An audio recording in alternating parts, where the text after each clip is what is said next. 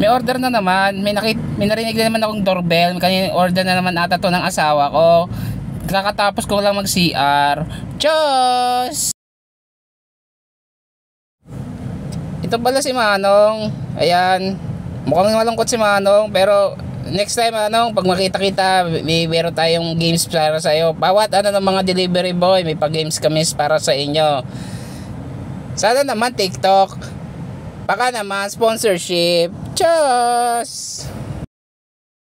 Ayun, pinagpa-practicean yung asawa ko para ano yung kuko niya magmaganda. Mukha na nga siya si Valentina. Diyos!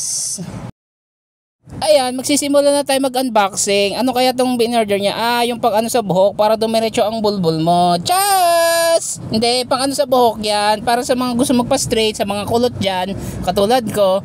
Tingnan natin, baka dumiretso yung buhok ko.